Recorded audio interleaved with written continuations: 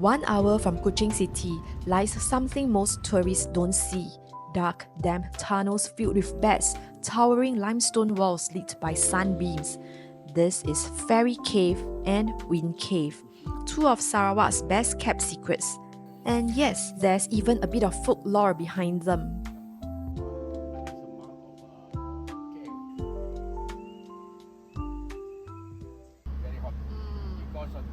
We left Kuching in the morning and drove about an hour to Bau. The road was calm, passing forests and old kampongs, a quiet start to a quiet adventure.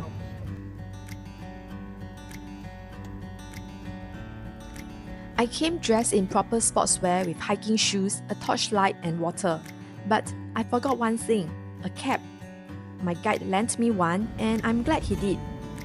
Because both caves are home to bats and you don't want droppings landing in your hair.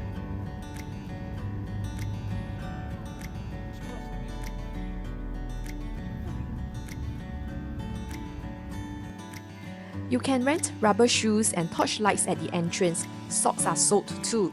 The toilets are pay per use, so keep small change handy. There's also a small entrance fee for both caves.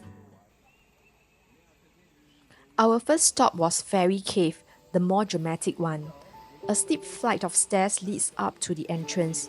It looks tough but manageable.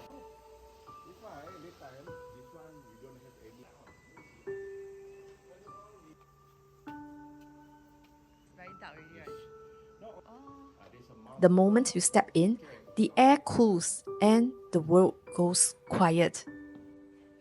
According to local legend, this cave was once home to a powerful spirit believed to bring blessings to those who entered with respect. Some say it's named Fairy because of a rock formation inside that resembles a figure kneeling in prayer, almost like a guardian of the cave. Every step you take echoes in the chamber. You feel small standing here, like nature built this space for something much older than us. Some parts are open and airy, others curve into narrow passages that feel more enclosed. But nothing feels artificial, everything blends into the rock. It's hard to believe we are just an hour outside the city. It feels like a place that time forgot.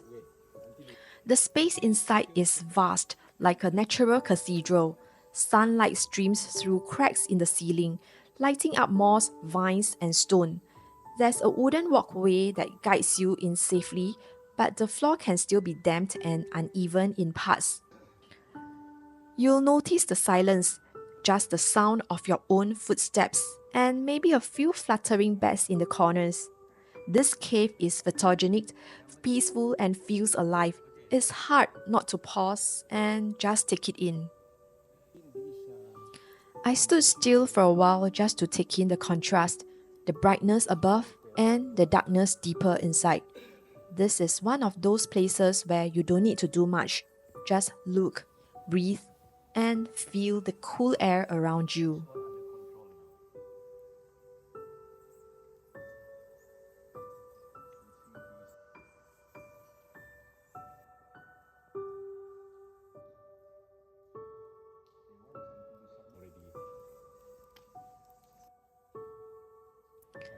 If you look up into the darker corners of Fairy Cave, you might spot a few bats resting on the ceiling.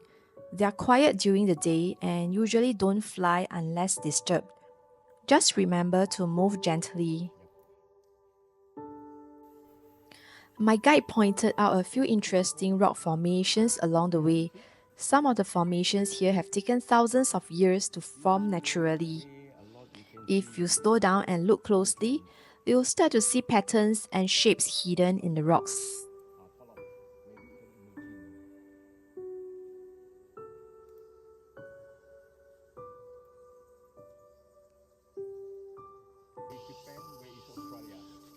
There's an observation deck right outside Fairy Cave.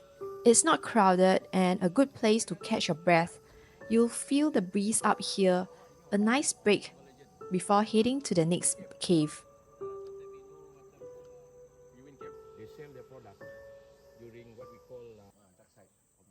Wind Cave is just a short drive away, but feels completely different.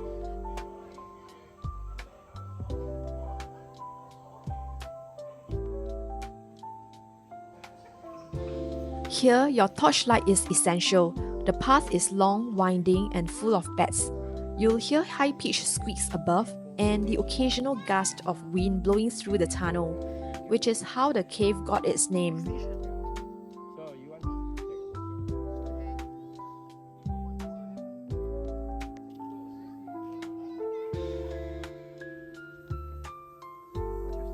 It's darker than I expected.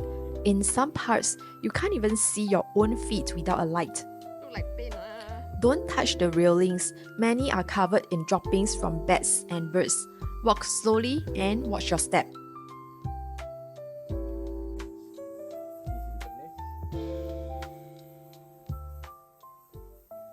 This cave feels more raw, less about the view and more about listening and sensing your surroundings.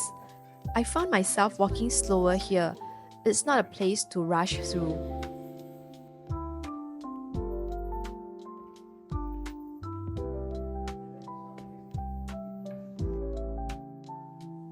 This cave is also home to swiftlets, the birds that build edible nests. If you look carefully, you might even spot tiny white eggs inside the nest. You'll also notice small openings above, but not enough light enters. Everything is in shades of grey and black.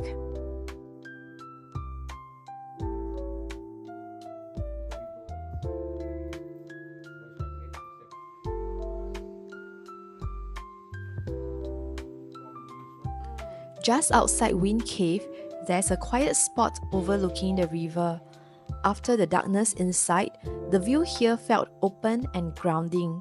Trees swaying, water flowing, and everything still.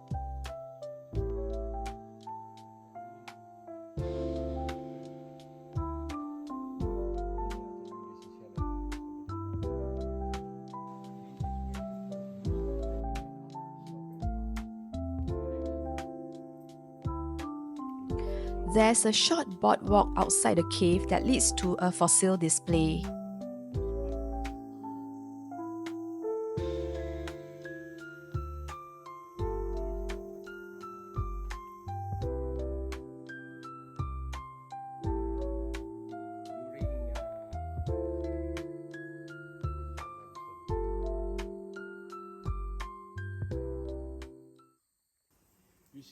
Fairy Cave gives that wow moment, huge, bright, open.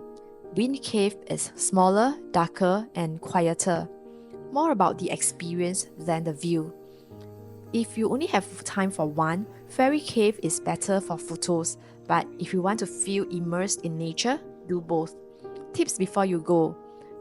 Bring a cap to protect from bad droppings. Wear proper shoes or rent rubber ones at the entrance. Carry a torchlight. You'll need it.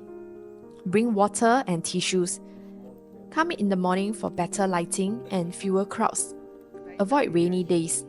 The steps and cave floors can be slippery. And bring coins for the toilet. This short cave trip was one of the most peaceful mornings I had in Kuching. Quiet, beautiful, and completely different from the city's usual sights. If you want to see more of Kuching, local food, cultural spots, and slow travel gems, check out my full 3-day Kuching vlog next. And if you enjoy calm, thoughtful travel stories across Southeast Asia, like this video, share it and subscribe for more.